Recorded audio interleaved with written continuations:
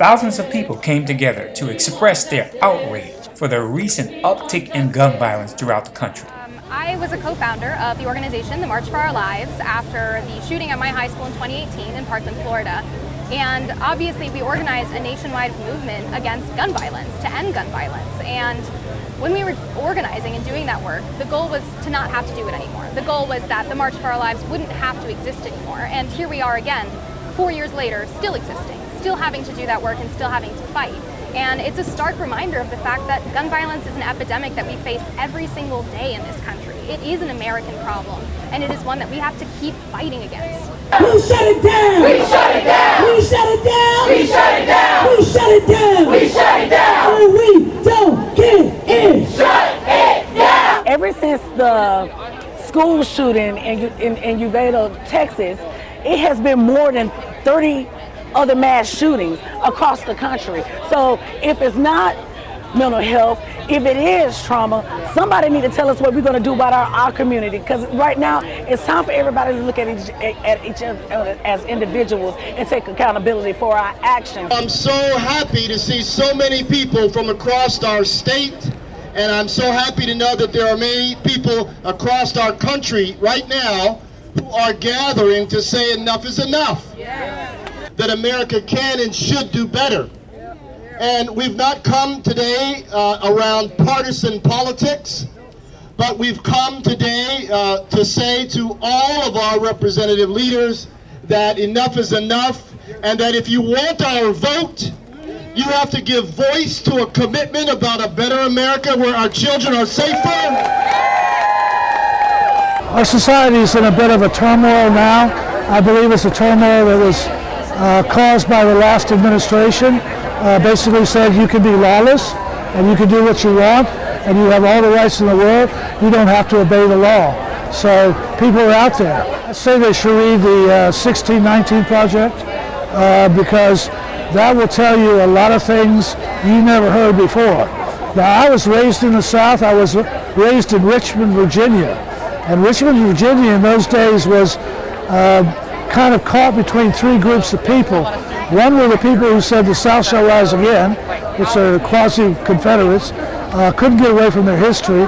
And then there were people who believed that believed in building a future, and then there were people who just didn't care. But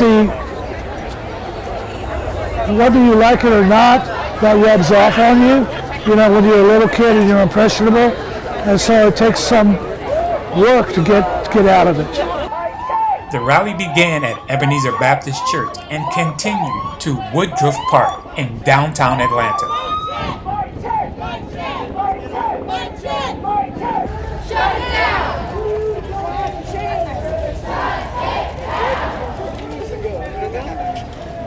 Yes, that's what the leader said 30 years ago.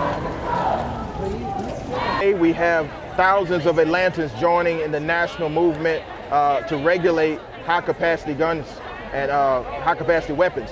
And so what happened in Uvalde, what happened in Buffalo, what happened in Parkland, we're continuing that message here in Atlanta, Georgia, because we have so many gun violence incidents that happen here locally in the city as well as the state. We want to join with all the other communities to say we have to do something, some type of common sense gun legislation to address the rise in gun violence.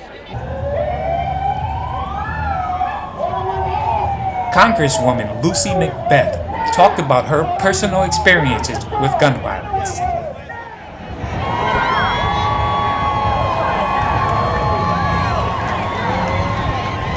What's up, Georgia?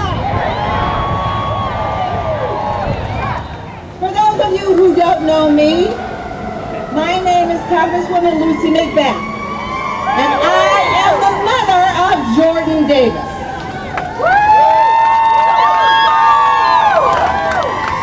Today because of Jordan, of my son.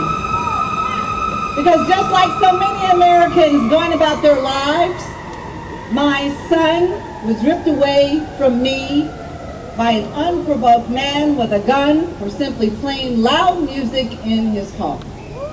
And since that evening on Black Friday 2012, every tragedy of gun violence has been a painful reminder that the same violence that took my son has been replaying across the country with casual callousness and despicable frequency.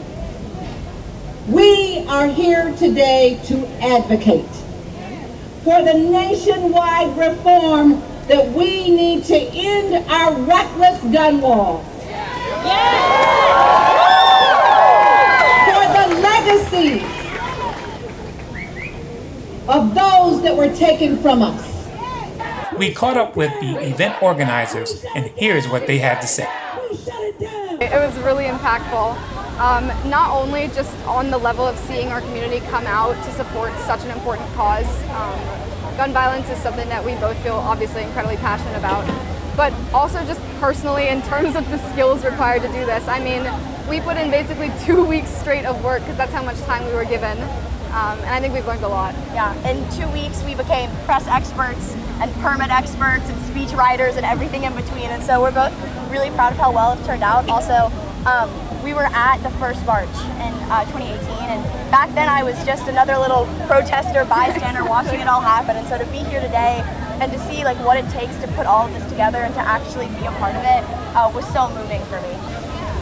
We know what policies we're advocating for. We've made it very clear that there needs to be political, legislative change. But more than that, it's because lawmakers and legislators backed by the NRA don't care about us, and they don't care about gun violence. And if they don't care, the problem that we have to face is that we have to get them out. We just can't have those people in office anymore. We can't have those people making decisions when they're being funded by the pockets of the NRA and not doing things for their constituents. So the problem really is a lack of care from the people in power. We know how to create change. We know how to create systems and communities of care, but without that formal power behind us, we're not going to be able to create the legislative change we need.